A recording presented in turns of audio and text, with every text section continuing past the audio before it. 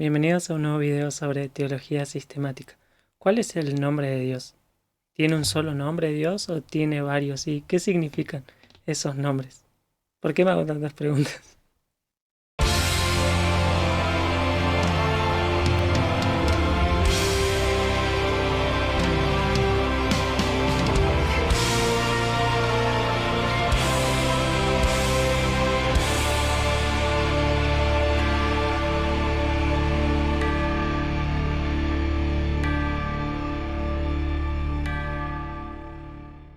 Bien, la Biblia nos habla de varios nombres de Dios, pero también nos habla de su nombre en singular. Por ejemplo, cuando se nos prohíbe usar el nombre de Dios en vano o cuando se alaba su glorioso nombre. ¿Pero a qué nos referimos cuando hablamos del nombre de Dios? Debemos ponernos en el pensamiento de Medio Oriente para entender bien el concepto. Y es que el nombre en Medio Oriente era mucho más que una simple etiqueta, y nos hablaba de la naturaleza misma de la persona o de la cosa nombrada. Y conocer el nombre de alguien era adquirir cierto poder sobre eso. Por eso los paganos invocaban el nombre de sus dioses, intentando manipular la voluntad de esas divinidades, de esos ídolos. Es decir, que cuando conocemos el nombre de Dios, estamos conociendo la revelación de Dios mismo. Dios ha consentido en revelarnos su nombre, Él ha consentido en revelarnos parte de su esencia. Y si bien estos nombres son de origen divinos, es decir, han sido revelados por el propio Dios, los vocablos se toman prestados del lenguaje humano para que nosotros podamos entenderlos. Es decir, que utilizan lenguaje antropomórfico. Dios ha descendido a nuestro nivel para que nosotros podamos comprenderlo. Se ha revelado en términos que sean entendibles para nosotros y por eso sus nombres nos hablan de sus atributos y nos muestran diferentes aspectos de su naturaleza. Hemos dicho muchas veces en este canal que no podemos conocer a Dios completamente, pero sí lo podemos conocer verdaderamente.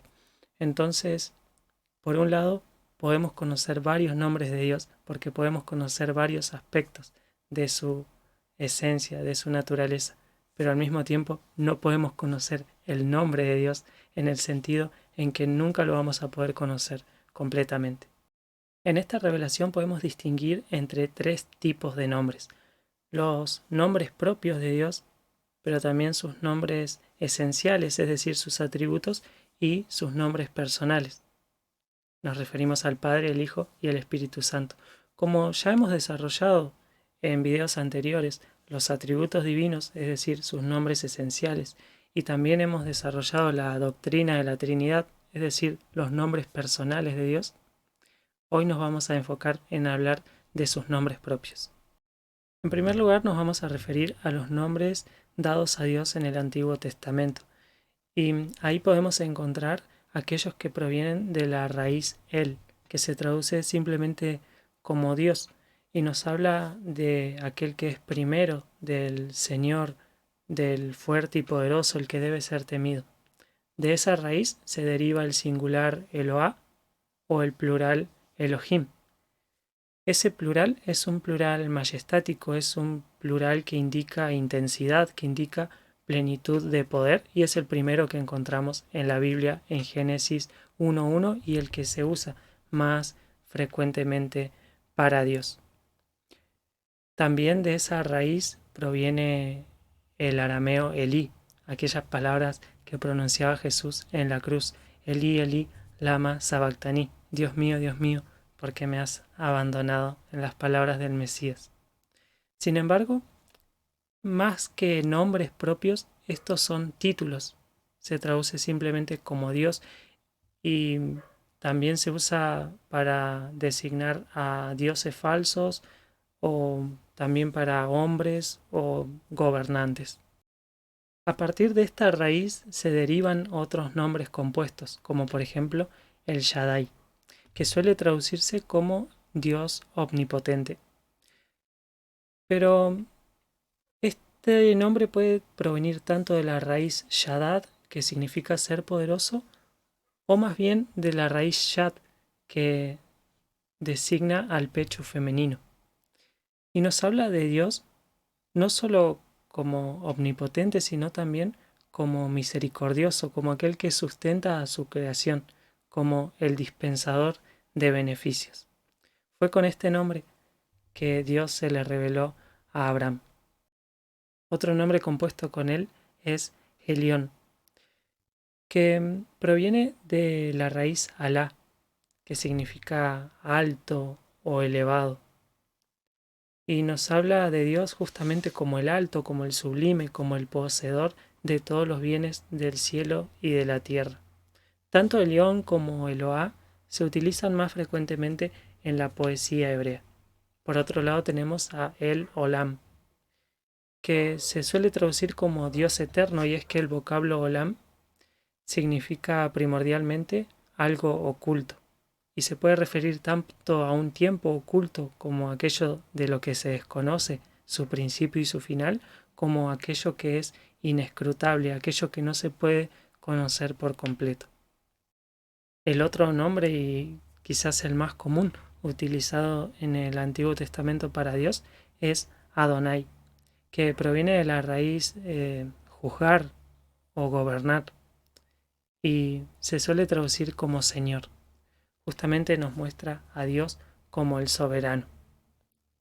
Elohim también nos habla de la soberanía de Dios, de una soberanía universal, pero Adonai nos habla de una soberanía de Dios sobre las personas, sobre las naciones, por lo que adquiere un tinte más misericordioso.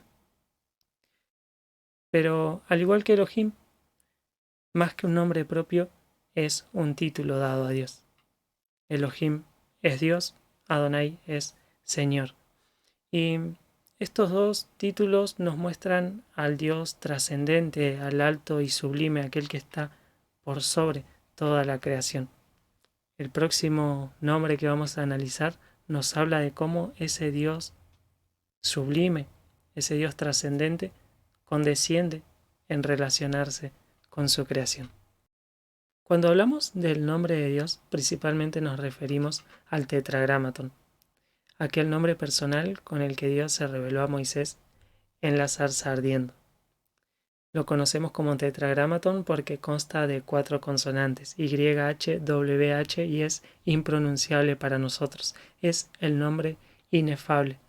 Se desconoce hoy en día a ciencia cierta cuál es la correcta pronunciación de este nombre.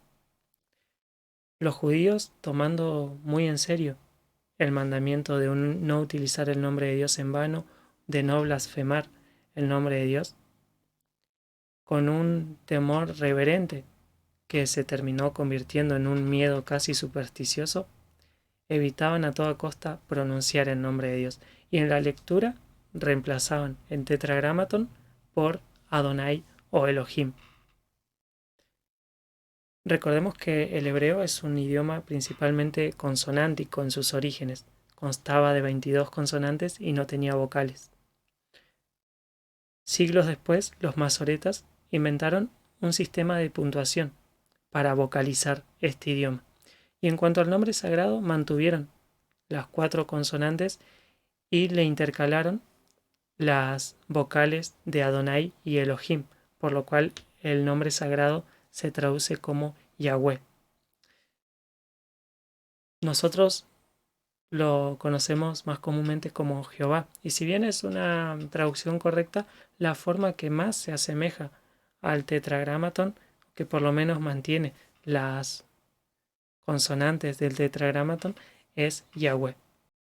El Pentateuco conecta el nombre sagrado con la raíz hebrea Hayá, que significa ser, y se traduce entonces ese tetragramatón como yo soy el que soy, o yo soy el que seré, o yo soy el que es, el que era y el que será.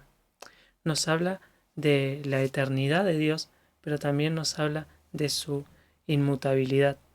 Nos habla también de la aceidad de Dios como aquel que tiene existencia en sí mismo, pero al mismo tiempo ese nombre es la base de la confianza en Dios, es la base en la que se sustentan las promesas de Él. Él es el que era, el que es y el que será.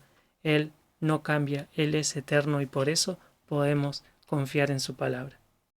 Si analizamos el contexto en que Dios se revela con este nombre a Moisés, nos damos cuenta de la connotación salvífica que tiene este nombre. Dios se revela a Moisés como el gran yo soy para liberar a su pueblo de la esclavitud en Egipto. Y toma una dimensión mucho más grande cuando nos damos cuenta que el nombre del Mesías, Yeshua, significa justamente Jehová salva. Y otra cosa interesante para ver es cómo Jesús muchas veces habló de él como el yo soy. De hecho, este nombre glorioso solo era pronunciado una vez al año por el sumo sacerdote en el templo, en el día de la expiación. Cuando el sumo sacerdote pronunciaba este nombre, el pueblo caía sobre sus rostros y adoraba a Dios. Y la noche en que Jesús fue traicionado, cuando vienen a buscarlo para arrestarlo y preguntan por él, él les dice, yo soy, y quienes venían a buscarlo caen en tierra también.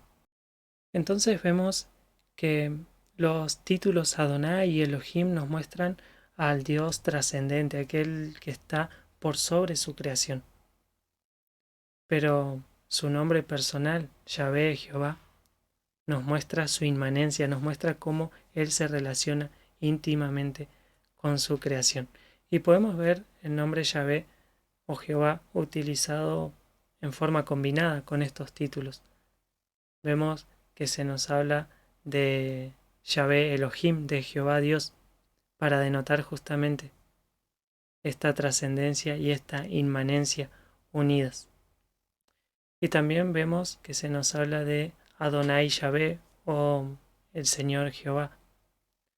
Y esto nos denota su señorío misericordioso. Otro nombre que podemos encontrar comúnmente en las escrituras es Yahvé Sebaot, que se traduce generalmente como Jehová de los ejércitos o Jehová de las huestes. ¿A qué ejércitos se refiere? Hay diferentes interpretaciones. Algunos piensan que se refiere a los ejércitos de la nación de Israel, pero esta es una interpretación muy poco probable y no tiene mucha base en las escrituras. Lo más bíblico es que se refiere a ejércitos celestiales. Y en esto hay quienes piensan que se refiere a los astros y otros que piensan que se refiere a los ángeles. Los dos términos aparecen juntos en Apocalipsis 1:20. Si bien la Biblia nos muestra a los astros como el ejército de los cielos, no nos muestra a los astros como ejército de Dios. Por lo que la interpretación que merece preferencia es que Jehová de los ejércitos se refiere a los ejércitos angelicales, a las huestes espirituales angélicas y a todo poder espiritual y divino que está a disposición para suplir la necesidad del pueblo de Dios. De hecho, en la mayoría de las veces que se menciona este nombre, Jehová de los ejércitos, se puede ver a ángeles en ese mismo relato. Y también la Biblia nos muestra a los ángeles como un ejército que rodea el trono de Dios. Entonces el nombre Jehová de los ejércitos no nos habla de un carácter guerrero de Dios, sino más bien de su carácter como rey soberano, majestuoso y merecedor de toda adoración, al mismo tiempo que revela su carácter compasivo ante su pueblo en tiempos de fracaso espiritual. Podemos encontrar otros muchos nombres compuestos por el tetragramatón en el Antiguo Testamento y todos están en un presente continuo, como por ejemplo Jehová Jireh, Dios provee, Jehová Rafa, Dios sana, Jehová Nisi, Dios es nuestro estandarte, Jehová Shalom, Dios es nuestra paz, Jehová Raja, Dios es mi pastor, como en el Salmo 23, Jehová Shikenu, Dios es nuestra justicia, o Jehová Shammah, Dios está presente. En el Nuevo Testamento encontramos los correspondientes griegos de los nombres hebreos dados en el Antiguo Testamento. Para él, para Elohim, para Eloá, encontramos en el griego ateos, que se traduce simplemente como Dios, y que también se combina con otros como upsitos teos, y se traduce como Dios Altísimo, o Theos Pantocrator, Dios Todopoderoso. Pero el griego teos suele estar acompañado de un genitivo posesivo, es decir, que nos habla de mi Dios, de tu Dios, de nuestro Dios, y deja un poco de lado la idea de Dios nacional por una idea de Dios personal, de Dios individual, que nos habla más del Dios de cada uno de sus hijos.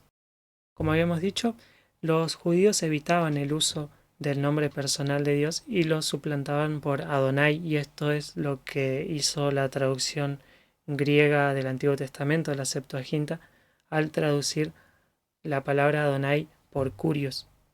Y el Nuevo Testamento sigue esta costumbre. Encontramos a Dios muchas veces nombrado como el Señor, y este título, al igual que el Yo Soy del Antiguo Testamento, se aplica a Jesús también. Mientras que no se menciona particularmente el nombre personal de Dios en el Nuevo Testamento, la idea sí está presente y se lo nombra como el que es, el que era, el que ha de venir, el principio, el fin, el alfa y la omega, el que es y el que será. Se suele decir que el Nuevo Testamento introduce un nuevo nombre para Dios o un nuevo título, que es el título de Padre. Pero esto no es del todo cierto. Incluso las religiones paganas utilizaban la figura de Padre para designar a sus divinidades. Y el Antiguo Testamento nos muestra muchas veces a Dios como un Padre también. Así que este concepto no es del todo nuevo.